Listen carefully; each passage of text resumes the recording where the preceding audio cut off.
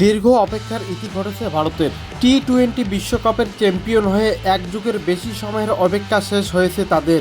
ঘরের মাঠে 2011 সালে ওয়ানডে বিশ্বকাপের পর এবারই প্রথম চ্যাম্পিয়ন হলো তারা। 2013 সালের পর প্রথম কোনো আন্তর্জাতিক শিরোপা তাদের। 17 বছর পর এসে দ্বিতীয় টি-20 বিশ্বকাপ জিতেছে ভারত। এমন উপলক্ষে বাঁধভাঙা উল্লাসে ছিল বাধা। ফাইনালের পরপরই বার্বাডোসে হানা দেয় হ্যারিকেন বেরিল। এ কারণে ক্যারিবিয়ানে আটকে ছিল ভারতীয় ক্রিকেট দল। অবশেষে দেশের মাটিতে ট্রফি নিয়ে পা রেখেছেন রোহিত শর্মা ও বিরাট কোহলিরা। বার্বাডোস থেকে টি-20 বিশ্বকাপ জয়ী ভারতীয় দলকে এয়ার ইন্ডিয়ার একটি চার্টার্ড বিমানে উড়িয়ে আনা হয়েছে। দিল্লি আন্তর্জাতিক বিমানবন্দরে রোহিতের স্বাগতম জানাতে ভোর থেকেই ভারতীয় ক্রিকেট ভক্তদের ভিড় দেখা গিয়েছে। সকাল 6টায় কিছু পরেই দিল্লি বিমানবন্দরে অবতরণ করে রোহিতের বিমান। বিশ্বজয়ী এই ভারতীয় ক্রিকেট দলের দেখা করার কথা প্রধানমন্ত্রী নরেন্দ্র মোদীর সঙ্গে। এরপর দিল্লি থেকে মুম্বাইয়ে যাবেন তারা।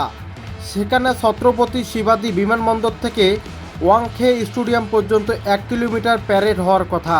সেই প্যারেডে অংশ নেওয়ার জন্যে ক্রিকেট প্রেমীদের আহ্বান জানিয়েছেন অধিনায়ক রোহিত শর্মা।